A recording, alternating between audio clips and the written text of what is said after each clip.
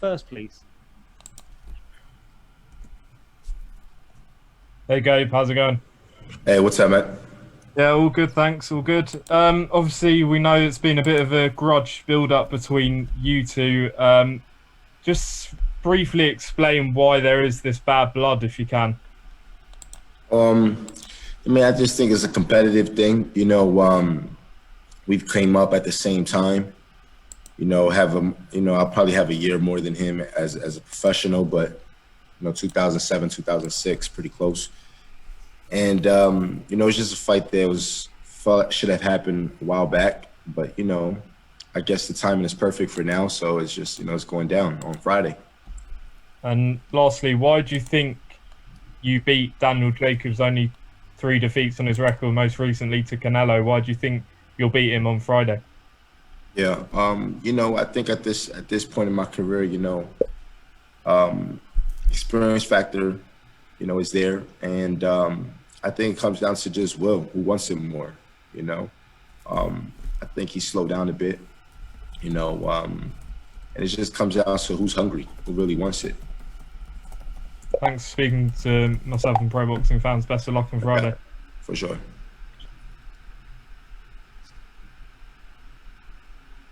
Okay, go for it, Matt. This is Matt for Behind the Gloves. Thanks for joining us, Gabe. Hey, how you doing, man? You're now working with legendary trainer Freddie Roach. What has he brought to your team, and how do you think he's going to improve you as a fighter come Friday night?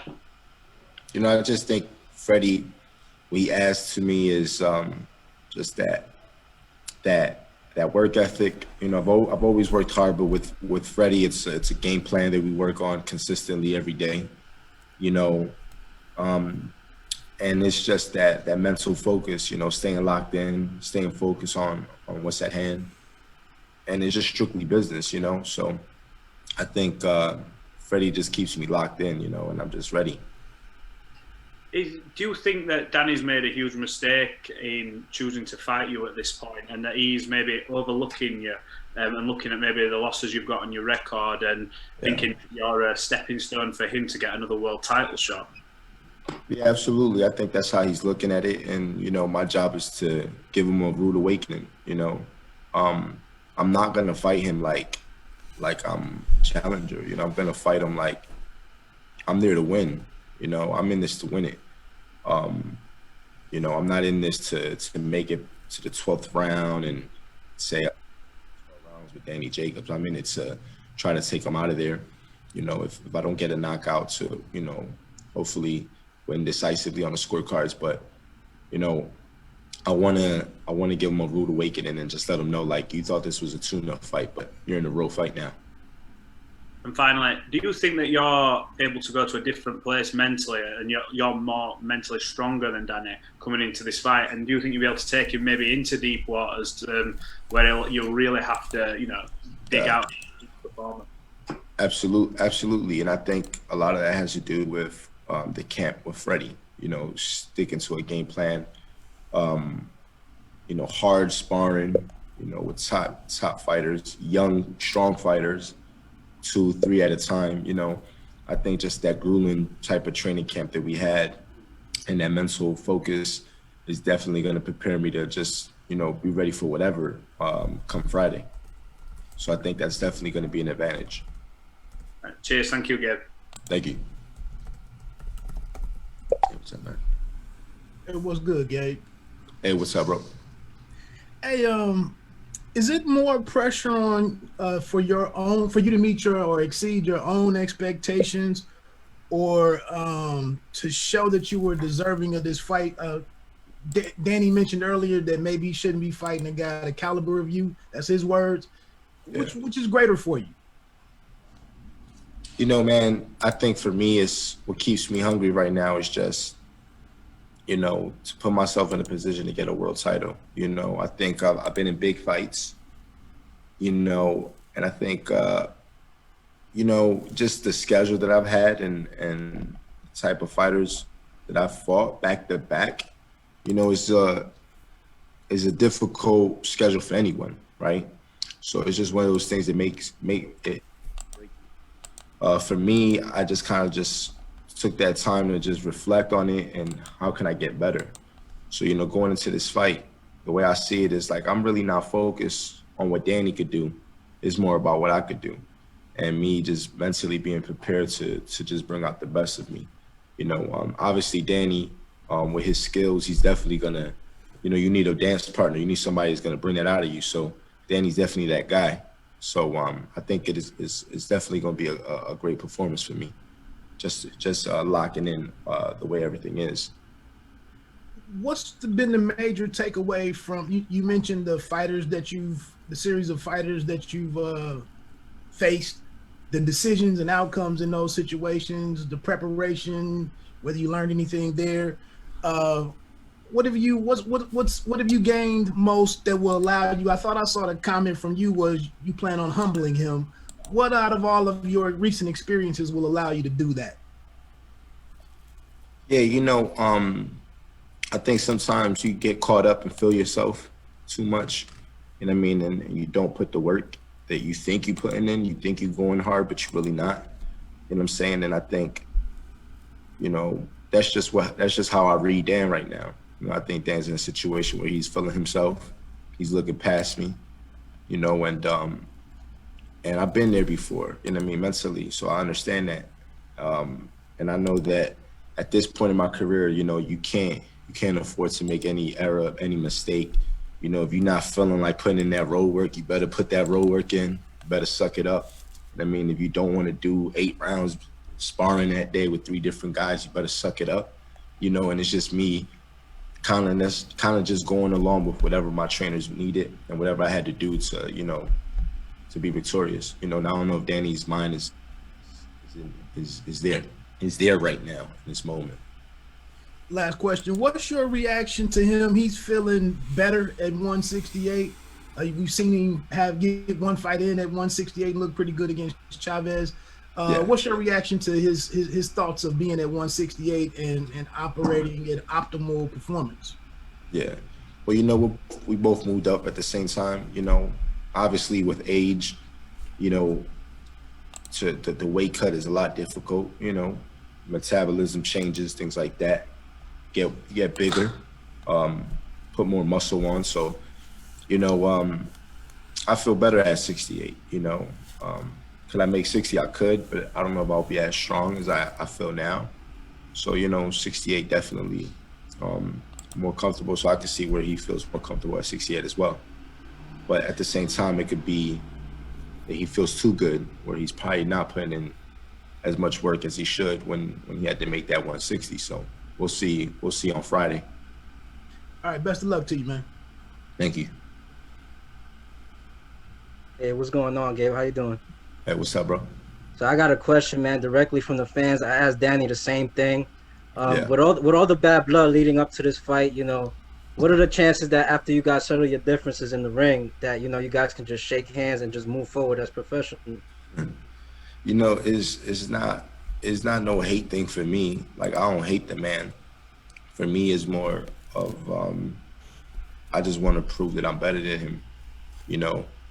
So it strictly really comes down to just this performance, right?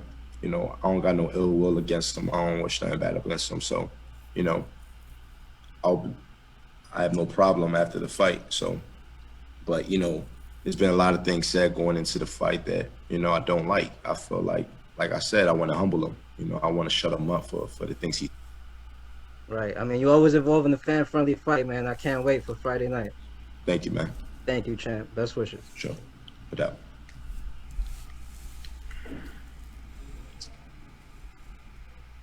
The boxing source next, please. King Gabriel Rosado, what's going on, brother? Hey, what's up, man? Doing good, doing good. Given that you're, you know, coming out of Philly and Danny's, you know, coming out of Brooklyn, like, how is that having that Philly-New York type of rivalry going into this particular fight? Yeah, it's dope, you know. It's a fight that could have easily sold out in New York, you know, Philly or whatever, but, you know, under the circumstances, it's playing out the way it is. But, you know, it's a big fight. You know, I fought in Brooklyn. I've headlined in the Barclays Center. Fought in Madison Square Garden, so I got a big fan base out there. Being Puerto Rican, you know, you got a big Puerto Rican population, so Yeah, man, it's rivalry. You know, I fought guys from New York, Sagun Pao and a few other guys. So you know the rivalry's real. Like as far as a New York guy and a Philly guy fighting each other. Now, one last question. You've been talking about this, you know, fighting them since like December. Like, how is it to finally culminate in having this fight coming up on Friday? Well, yeah, you know, here's the thing. They wanted to fight. You know what I'm saying? So it's not like I just came out of the blue and just start, you know, talking about it. You know, it was a fight that after what happened in Phoenix, you know, his team reached out to me and they was like, yo, look, we gonna make this fight happen. So, I stirred it up. You know, I started instigating the situation, just to see if they was real about it. You know, they reached out to me and told me, you know, I was just chilling. And so, you know, the fight was supposed to happen, then the pandemic hit, you know, and now we're here. So same time, it was a fight that Danny wanted as well. You know, he had his options to go fight for a world title. I also had my options. You know, I was offered the Billy Joe Saunders fight, but I turned that down because I wanted Danny. And it was the same thing. Danny turned the Billy Joe Saunders fight because he wanted to fight me. So, you know, it was mutual. Gotcha. Thanks, King, and good For luck sure. on Friday. No doubt. Thank you. Gabe, Gail Falkenthal in San Diego. Thanks for giving up your Thanksgiving weekend for us, for our entertainment. You know, Thank you. there's been a lot more discussion again lately. It comes up all the time about keeping the O on the record, you know, not facing the tough fights and Yeah. criticism from the fans. And also looking over at the mixed martial arts community where this just doesn't seem to be as big a deal. Yeah. And you're one of those guys they're talking about with Yeah. losses on your records, all to very tough names. And I would love your thoughts on this whole discussion because Yeah. you're sitting in a seat to know what that's like. Yeah. No, I just think it comes down to being authentic. I think with the whole O situation, it's just about guys want to go into fall into the footsteps of Floyd Mayweather. You know, but a lot of guys forget that, you know, they know Money Mayweather, but they don't know Pretty Boy Floyd. Pretty Boy Floyd fought a lot of guys and took a lot of chances against fights that he could have lost. You know, and with me, you know, when I was at 54 and I was ranked #1, I could have fought my mandatory K9 at 54, which I was favored to win, but I decided to move up to middleweight to fight Golovkin, who no one wanted to fight. So I could have protect my record and just say, oh, I'm gonna go this route. And this is an easier route, but I dare to be great. I chose the Golovkin in the Garden. I came up short, but coming up short to the fans, they respected it because it was like, man, he had his opportunity to go elsewhere, but he didn't. He chose to be great. He chose to dare to be great. So I think just being authentic like that, the fans can relate to it and they respect it. So I just think fighters just need to be more authentic and just, you know, stay true to themselves. And at the end of the day, fans are gonna love them regardless. I think looking backwards at that fight, we all appreciated a whole lot more than we did at the time. Thank you. And now looking forward, you're closer to the end of your career than the beginning of your career. And have you thought a little about your legacy and what you would like your legacy to be when you do retire? Absolutely. That's what this fight's about. This fight right now is just about legacy. It's about, you know, I know that a win against Jacobs would then put me in a position to then fight for a title. And that's just how I would like to end my career, you know, just with that stamp as a champion, you know. So yeah, you know, this fight is definitely about legacy. You know, that's why it's so important to me. Well, we know you'll give it. Good luck to you, Gabe. Thank you.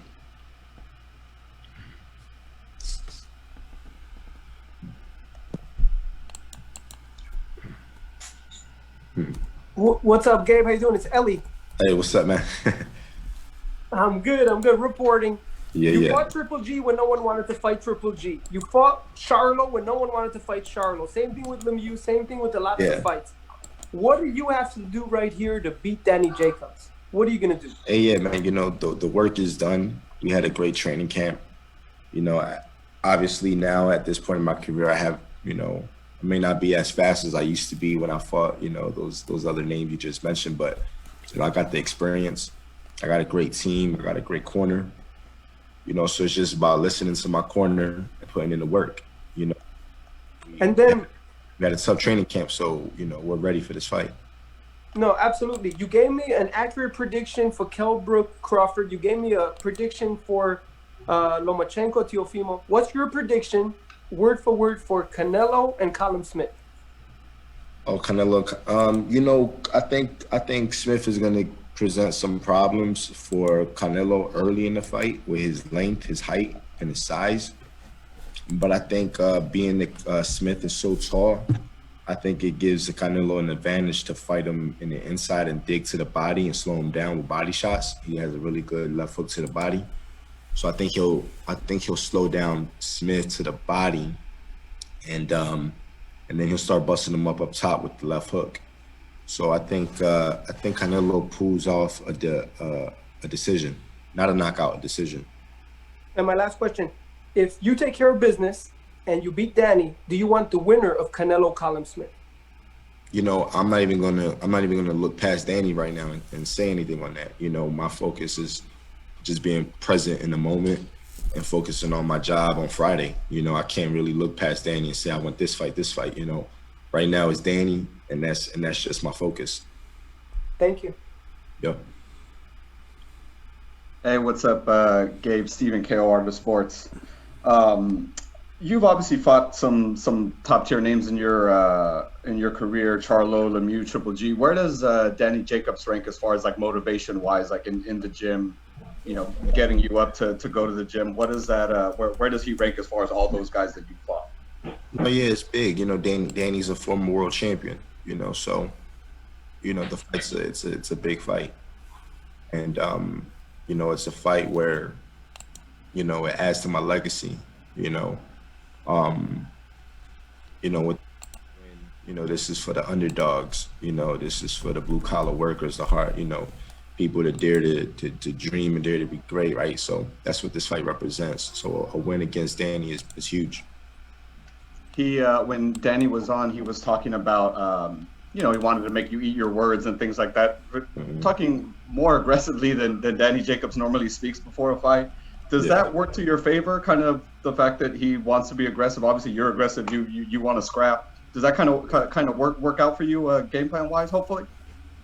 Yeah, you know, I really don't think anything he brings to the table really is gonna make a difference. You know what I'm saying? Like, there's nothing that Danny could do that I haven't seen. So whether he's aggressive, whether he wants to box, whatever he wants to do is really not gonna make a difference in how I'm gonna feel. I'm just focused on what I gotta do. You know what I mean? So, you know, he says he's gonna make me eat my words. I don't even know what words he's talking about because I just kept it all the way 100 with him. It ain't like I was fabricating anything. I ain't say no lies or anything. So I don't know what kind of words he's talking about. And lastly, man, for me, your brother and your Philly brother and Danny Garcia is going to be fighting Spence. How do you see that fight playing out? How do you think? Yeah, man, I love that fight. You know, that fight actually gets me amped up for my fight because I was watching the build up of the fight last night on Fox, and you know, man, it's a great fight. You know, Spence looks great. Spence looks like the accident really didn't affect him. You know, some people are just built that way. You know, like if you look at Vinny Paz and his story and his accident, how he came back, and you know, so you can't really like focus on the accident because the thing is, like, he doesn't even remember the accident. So it's not like he can have any flashbacks of, like, you know, any fear or anything like that. It's like he went through it, he came back, he's strong, he looks solid, his body looks good. So, you know, I think it's just gonna be a great fight. You know, I'm favoring Danny. You know, I think Danny punches a lot harder than people than what Spence probably expects. So, you know, I'm favoring Danny in that fight, but it's definitely a great fight. It's 50-50. King Gabe, thank you for your time, sir. Best of luck. For sure. Hi, Gabe. Just one quick question for me. You guys have been shifting in temperament. 1 minute Danny's hype, 1 minute you're a little hype. Today you're more calm. He's a little more hype and explaining more of what your backstory is between the two of you. What do you think is the biggest difference between the two of you as men? as men. Because fighters have dust-ups all the time and they say things to each other all the time. Yeah. What makes this so personal? What is the biggest difference between the two of you? You know, I think the thing with Danny is, I think Danny, you know, has a lost sense of reality. I think he's a little caught up in feeling himself a little too much, you know, and I'm just not feeling that, you know. Comments he made about me, you know, the thing is this, I've always get respect wherever I go, you know what I mean? Because I dared to fight big fights and big names, and at times where I really didn't have to. So I've always gotten respect for that. And then for him to just say, oh, you're just this, you're just a journeyman or whatever. You know, I started late. I worked my way up, working graveyard shifts. I did what he didn't have to do as a professional. I worked graveyard shifts. I did this for years, working my way in the rankings, ranking #1 in the world as I worked the graveyard shift. So he don't understand my story. So when he talk crazy like that to me, he don't understand how disrespectful he is, right? So when I say what I say about him, I'm just talking facts. I'm saying real shit. I'm saying, like, look, who was you fighting coming up? I mean, like, the only time when you stepped up, you lost. When you fought Canelo, you lost. When you fought G, you lost. You know, when you fought the Russian dude, you lost. You got slept. If anything, you didn't just lose, you got slept. You know, I was fighting real dudes coming up. I was fighting Soto Karaz, beat him. I was the underdog in that fight. I fought Sagun Pao, his New York mate, right? I knocked him out. You know, Charles Whitaker, Kasim Uma was my first 10-rounder. I beat him. So I was actually fighting champions and beating them when I was coming up. So that's just why I feel, that's what gets me worked up about how he talks about me. So, you know, I feel like I'm just speaking facts, and I feel like he's just talking crazy, and you know, he get caught up in his emotion and his fantasy of whatever he believes, but it ain't real. So with that being said, what do you think is his best win? His best win? I would say his best win was Peter, but you gotta remember this. When he fought Peter Quillen was having issues, promotional issues. So Peter Quillen was out of the ring for over a year. So he ain't fight you know what I'm saying? He fought a Peter Quillen who was having all these problems, and, you know, he took him out in the first round. You know, anybody can go out in the first round because you cold. It ain't like, you know, it ain't like he punished Peter Quillen for 6 rounds and, oh, that was impressive. It was, all right, he caught him with a good shot in the first round and he took him out of there. That can happen to anybody. But if anything, that's his most impressive win. Other than that, it's like, you know, he's supposed to beat Mora. You know what I mean? When Mora was like, what, 38 or older. So it's like, other than that, you know, and it's not to take away from him as a fighter. I still think he's a good fighter. You know what I mean? But I just feel we had different paths and different, you know, it's just a different journey, you know. I feel like mine was just tougher as far as in the ring. Absolutely. Thank you, Gabe. Appreciate your time. For sure. Thank you guys for all the questions, and thank you, Gabe, for joining us. That's your lot for today, folks. Until Friday. That is the press conference call.